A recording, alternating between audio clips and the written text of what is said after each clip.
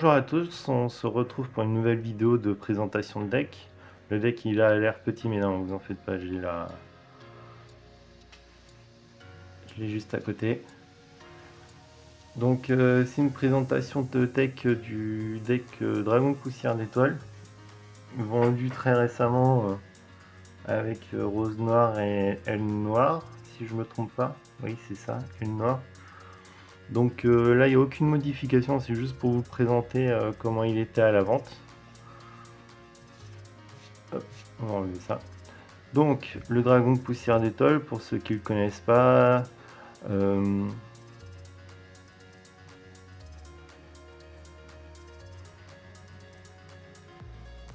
en gros, quand un effet de carte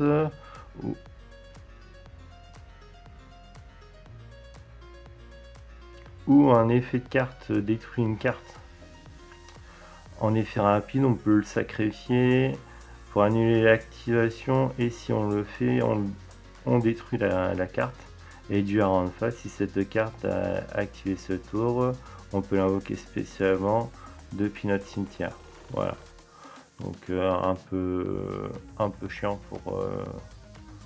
mais bon, maintenant avec les nouveaux monstres, c'est assez simple. Donc là, il y en a deux. Donc la forme chibi et puis la forme normale. Ensuite, on a le dragon étoile filante.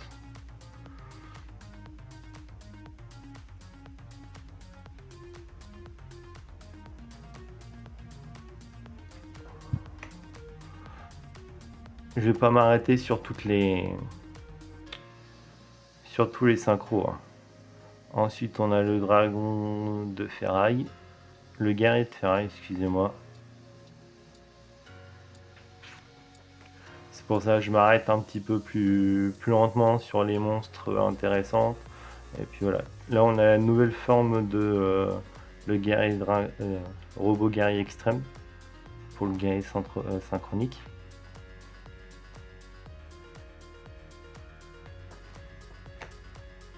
Le robot guerrier. Elle gagne l'attaque est égale à la somme des attaques des deux monstres de niveau 2.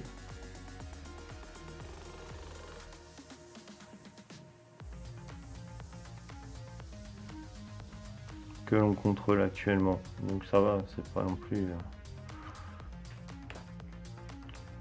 Le robot rapide.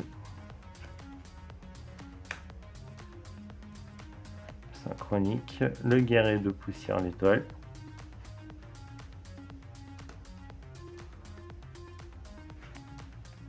Et dragon cramoisi. Hop. Voilà. Donc, comme vous pouvez le voir, il y en a quand même pas mal de cartes.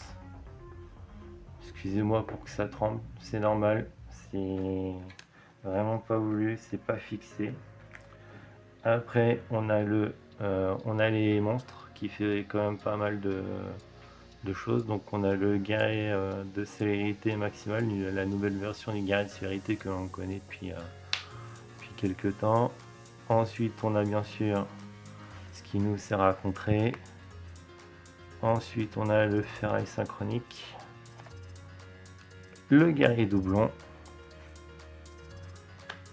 avion à réaction synchronique, assaut synchronique, et la nouvelle version de l'hérisson à boulon, poussière d'étoile synchronique. Donc là, on joue en plusieurs fois, 3 fois exactement. Voilà. La nouvelle version de Bip Bip. La révolution synchronique. Révolution synchronique, ouais, c'est bon. Roue synchronique. Satellite synchronique. Robot convertisseur. On joue en 3 fois.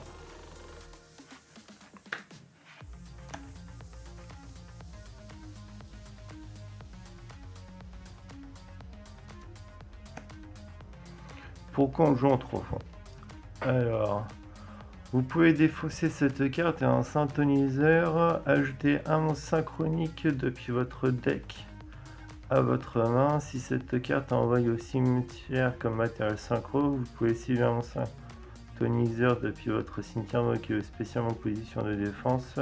Oui, il nous permet de renouveler le cimetière et puis de réinvoquer par la suite, d'accord. Et puis bien sûr le robot synchronique qui nous permet de faire une invocation directement synchronique avec lui en invoquant un monstre de niveau 2.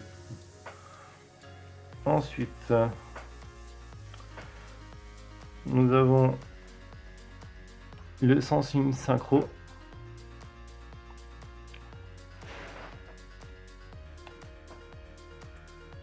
La zone synchro.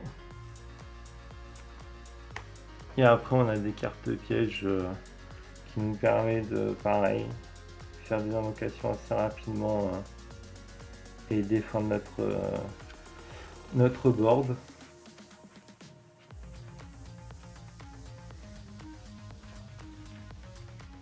Donc point de ferraille, désignateur de suppression, appel de la tombe, cœur de ferraille, âme en conflit, la genèse du dueliste,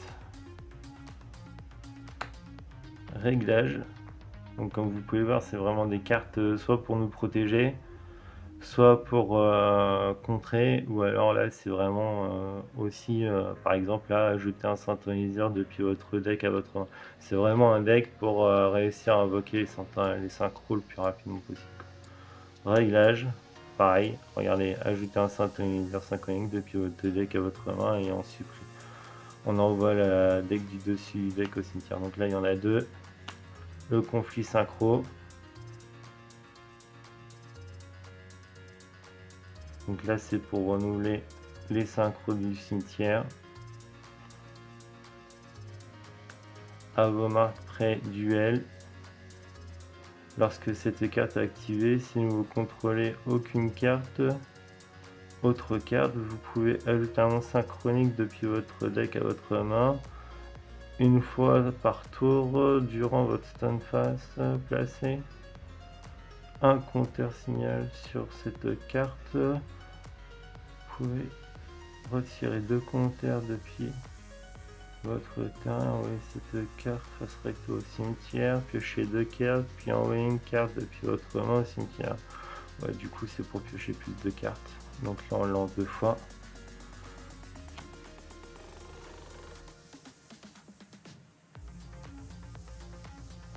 Là c'est pareil, c'est pas invoqué, envoyer. Ajouter 2 monstres depuis votre deck à votre main, là c'est pareil, c'est vraiment pour... Les cartes sont faites vraiment pour invoquer les synchros le plus rapidement possible. Après c'est vrai que ce deck là je le joue pas forcément. Et j'ai pas forcément d'idée parce que moi les monstres synchro je suis pas... En ce moment je suis vraiment à l'ancienne, je suis en train de me former le deck Ekamin que j'essaye de faire pour la prochaine fois. Mais voilà. Mais il a l'air quand même bien à jouer parce que ça nous ramène quand même à notre enfance quand on regardait le manga à la télé. Donc non, franchement, c'est quand même bien de revoir des decks comme ça avec les nouvelles, en plus avec les nouvelles formes des anciennes cartes. Non, franchement, c'est pas mal. Surtout la Chibi, je l'adore. C'est marrant de voir ça. On se retrouve pour une prochaine vidéo.